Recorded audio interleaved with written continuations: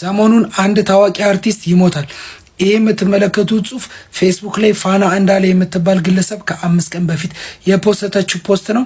እንግዲህ ጉርሻ ፔጅም ከፋና ጋር ያላቸውን ቅርርብ በመጠቀም እንዴት እንደዚህ አይነት ፖስት ልትፖስች ቻልሽ ብለው ጠይቀዋት ያገኘሁትን መረጃ አጋርተዋል። እኔ መረጃውን ላካፍላችሁ፣ ሀሳባችሁን መስማት ፈልጋለሁ። ኮሜንት ላይ ታሳውቁኛላችሁ።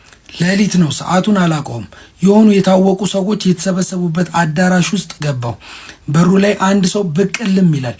በድንገት አንዱ መጣና ያንን ሰው ጠርቶት ይዞት ወጣ። በዚያ ሰዓት ማንም ምንም አላለም። እኔም ተከትያቸው ለወጣ ስል ፍርሃት አደረብኝና ተመለስኩ።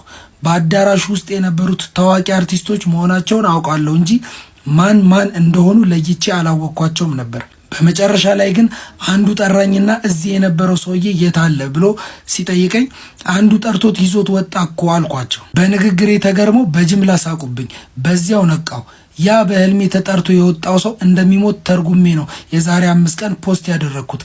ፋና ይህንን ካለች ከ5 ቀናት በኋላ ዛሬ ታላቁ አርቲስት ነጻነት ወርቅነህ በድንገት ማለፉን ስንሰማ የፋና ህልምም እውነት መሆኑን ስንገነዘብ ግርም ተፈጥሮብናል። ይህ አጋጣሚ በእውነት ያስገርማል። እናንተስ ስለዚህ ጉዳይ ምን ትላላችሁ?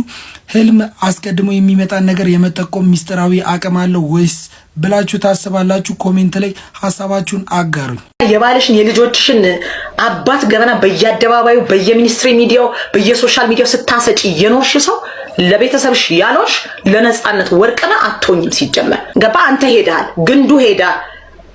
አይሰማም አይለማም አሁን ነጻነት። ስለዚህ ማን አለብኝነት እኮ ነው፣ ንቀት እኮ ነው። ፋሚሊ አለው፣ ሚስት አለ፣ ልጆች አሉት፣ ቤተሰብ አለው። እንባቸው ሳይደርቅ ገና አስክሬኑ ትናንትና የሞቱ ዜና ሲሰማ አንቺ ሰብስክራይብ ለመሰብሰብ ድንጋይ ራስ ደንቆሮ። ምን ነው የሱ ንጣል አንቺ ባረገው ኖሮ ምን ትጠቅሚያለሽ? ምን ሰራሽ አንቺ? አንድ ፊልም እሱ ቢያሳውቅሽ አንድ ፊልም አስታውሳለሁ የታወቅሽበት የኢትዮጵያስ በደንብ ያወቀሽ አንቺ በአንድ ፊልም እሱም የተሰረቀ ፊልም ከህንድ የተሰረቀ ታሪክ የሰራሽው ቱልሲን ሆነሽ የሰራሽው የተሰረቀ ነው። በቃ ላይፍሽ የተወሳሰበ የገንዘብ ጥማት ያለብሽ የውቅና ጥማት ማጠግቢ የዛጋ አስተሳሰብ ያሽ የዛሬ 70 ዓመት ላይ ያለሽ ሰው ኮሜዲያን ደረጀ ኃይሌ ምላሽ ሰጠ። እኔ መቀረጼን አላውቅም፣ ሲበዛ ሆዳምነትና ከተማረ ሰው የማይጠበቅ ነው ሲልም ኮንኗል። አርቲስት ገነት ንጋቱ የሙያ ባልደረባ የሆነውን የአርቲስት ነጻነት ወርቅነህን ህልፈት ተከትሎ በዩቲዩብ ቻናሏ ባሰራጨችው ዘገባ ምክንያት ከህዝብ ከፍተኛ ትችትና ተቃውሞ እየደረሰባት ይገኛል። እዚህ ቪዲዮ ላይ ኮሜዲያን ደረጀ ኃይሌን በስልክ ስታነጋግረውም ታይታለች። እኔ መቀረጼን አላውቅም፣ እንደቀደመ ወዳጅነታችን ሀዘኗን ልትገልጽ መስሎኝ ነው። ከሆስፒታል በጥልቅ ሀዘን ውስጥ ሆኜ ራኳት ብልግናና ሆዳምነት ነው ስለማለቱ ኤቨንት አዲስ ጽፏል። አረ በስመ አብ በጣም ይደብራል። በጣም አሳፋሪ ተግባር ነው። የምሬ ነው ምላችሁ። ከትልቅ አርቲስት እንደዚህ አይነት አሳፋሪ ተግባር በፍጹም አይጠበቅም። ደረጃ ኃይሌ ተናግሮታል። እኔ መቀረጤን አላውቅም፣ እንደ ቀድሞ ወዳጅነት አዝኗል ልትቀጥ መስሎኝ ሆስፒታል ውስጥ ሆኜ በጥልቅ ሀዘን ውስጥ ሆኜ ነው ያወራዋል። ሲበዛ ብልግናና ሆዳምነት ከተማረ ሰው አይጠበቅም ሲል ደረጃ ኃይሌ በፌስቡክ ፔጁ አጋርቷል። ግን በጣም ያሳፍራል ያደረጉት ተግባር። ሰው በዚህ ልክ ዲስሪስፔክት አይደረግም። ቤተሰቦቹ ላይ ቁስል መጣል በጣም ነው ያፈርኩት። የምሬ ነው ምላችሁ። ነጻነት ወርቅነህ ያው ያሳዝናል፣ ይደብራል። በጣም ዘግይተናል። እኔ በበኩሌ ዘግይቻለሁ። ለምን እፈቅርሃለሁ ለማለት ዘግይቻለሁ። እሱን ለማስታወስ ዘግይቻለሁ። እንዴት ነህ ብዬ ለመጠየቅ ዘግይቻለሁ። ሁላችንም እንደዘገየ ነው።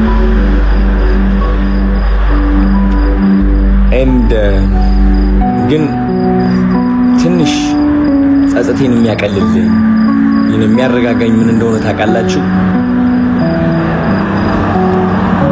ልክ እንደ ነጻነት ወርቅነህ ትልቅ ውለታ የዋሉ ትልቅ ታሪክ የሰሩ የብዙ ሰው የሳቅ ምንጭ የሆኑ ሀገር መጠሪያ የሆኑ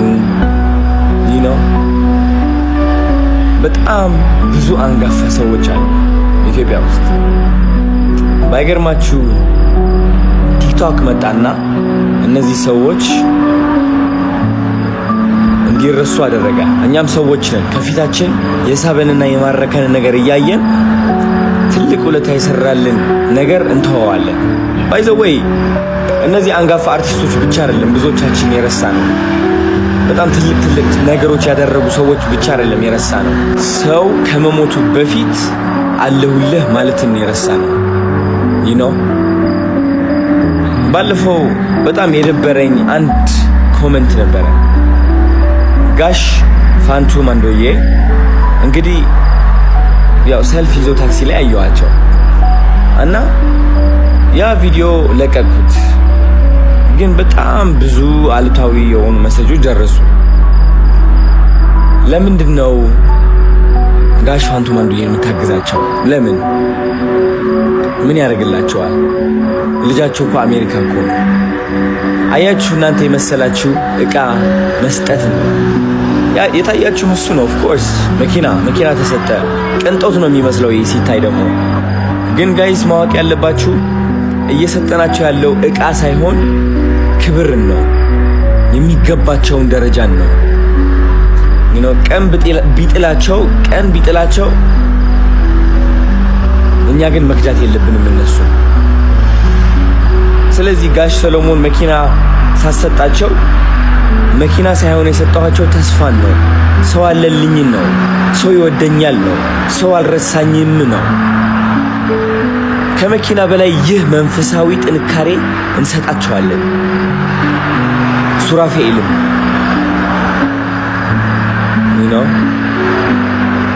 ስለዚህ ከምን ጊዜ በላይ የጀመርኩት ቻሌንጅ አጠናክሬ ለመቀጠል ወስኛለሁ። ኢትዮጵያ ውስጥ ያሉ አንጋፋ ሰዎች ለኛ ፈገግታ ምክንያት፣ ለኛ ኩራት ምክንያት፣ ለኛ መፈቃቀር ምክንያት የሆኑ ሰዎች የሚገባቸውን ክብር ለመስጠት ቃል እገባለሁ። ሰው ከሞተ በኋላ ጀግና ነበር፣ ጎበዝ ነበር እያልኩኝ መመስከር አልፈልግም። ያ ሰው በህይወት እያለ ግን መመስከር እችላለሁ።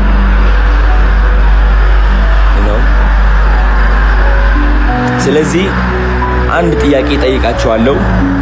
የኢትዮጵያ ካምፓኒዎች፣ ቢዝነሶች በተቻላቸው አቅም ለነጻነት ወርቅነህ ቤተሰቦች ድጋፍ ብታረጉ ደስ ይለኛል።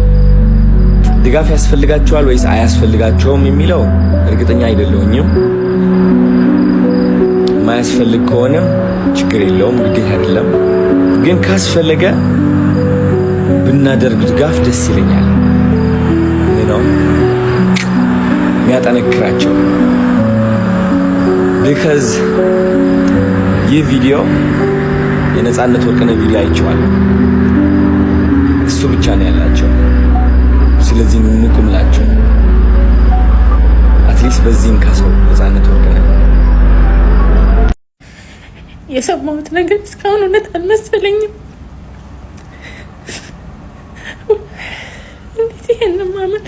ይሄን እንዴት ማመን ይቻላል?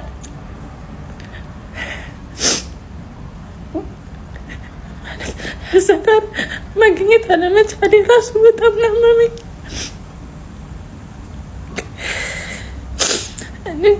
ለቤተሰቦቹ እግዚአብሔር መጽናኛውን ይስጣቸው። የሁላችንንም ሳቅ ነው የወሰድክብን። እነዚህ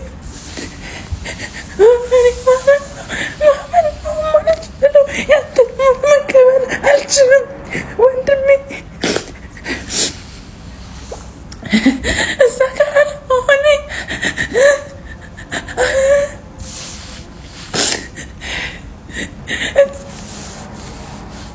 ምን እንደምን አላውቅም። ያንተስ ያማል፣ ያንተስ ያማል።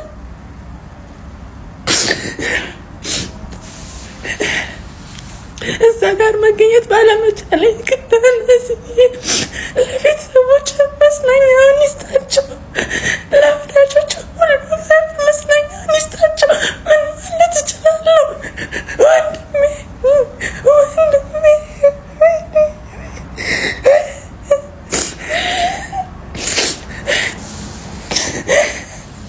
ተስፋዬ በጌታ እንግዲህ ምንስ ያሻኛል? ከምድር ከሚታየው ሀብት ይልቅ የአምላኬ ፍቅር ማርኮኛል የምድር ዝና ከበሬታ አላፊ ነው ትቼዋለሁ የአምላኬ ክብር ባለበት የኔስ አገር በሰማይ ነው ቃሉ እንደሚናገረው ሃሌሉያ ይሰማል። የአውቶቡስ ኑሮ ነው የሚመስለኝ። ሁላችንም ፌርማታችንን ጠብቀን እንወርዳለን። አውቶቡሱም እያራገፈ ይቀጥላል። መውረጃችንን እኛ ብንረሳውም ገዛኝ አይረሳውም። የሚወርደውን ከመሰናበት ውጭ መታገሉ አይረባም።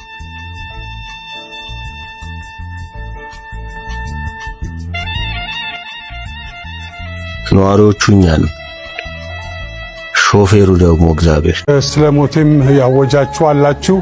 በቲክቶክ እና በፌስቡክ የቀብሩን ቦታ አልተናገራችሁም እና እሱ ይቀራችኋል እና ትንሽ ስነ ምግባር ባለው መልኩ ብንከባበር ስራ ስለ ብንከባበር በጣም አሪፍ ነው። አፈሩ ይክለል ነፍስህን በገነት ያኑርል ከደጋጎቹ ጋር መንግሥተ ሰማያት ያውርስን። አረሳህን ጓዴ ወዳጄኔ እንግዲህ ባትኖርም ማስታውስሃለሁ ሁልጊዜ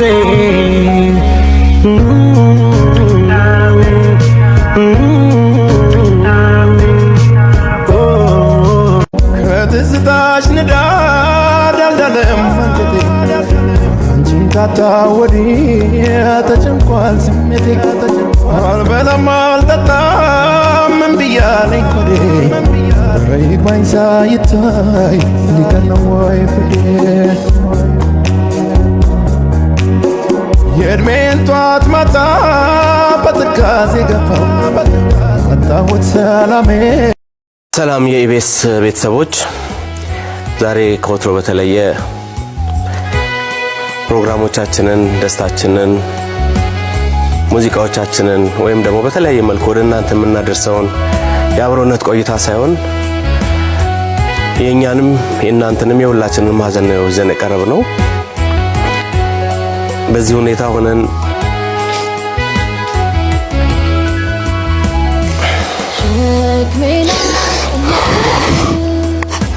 አለሻት በሉት ምኑን ኖርኩና እርሽ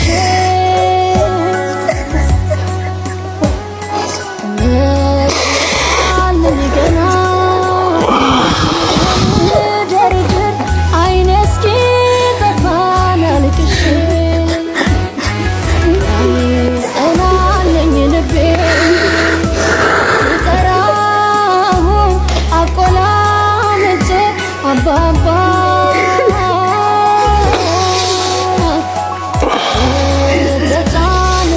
በዚህ ሁኔታ ሆነን ሀሳባችንን ወደ እናንተ መሰንዘር በጣም ከባድ ቢሆንም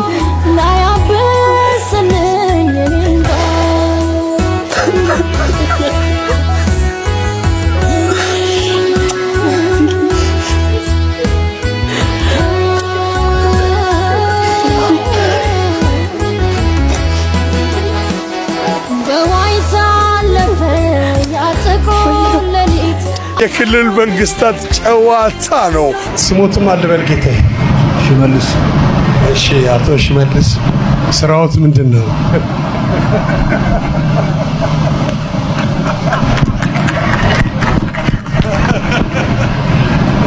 ግብርና።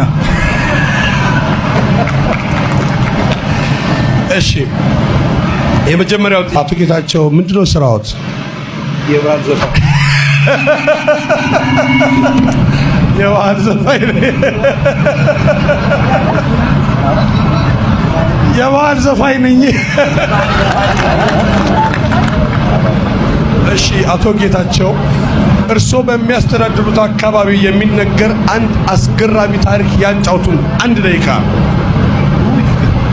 እኛ አካባቢ የሚነገር በአንድ ደቂቃ የሚያልቅ ታሪክ የለም። እሺ በእኛ ክልል በአንድ ደቂቃ የሚያልቅ ታሪክ የለም። በጣም ጥሩ። እሺ፣ የአውቶቡስ ኑሮ ነው የሚመስለኝ። ሁላችንም ፌርማታችንን ጠብቀን እንወርዳለን። አውቶቡሱም እያራገፈ ይቀጥላል። መውረጃችንን እኛ ብንረሳውም ገዛኝ አይረሳውም። የሚወርደውን ከመሰናበት ውጭ መታገሉ አይረባም።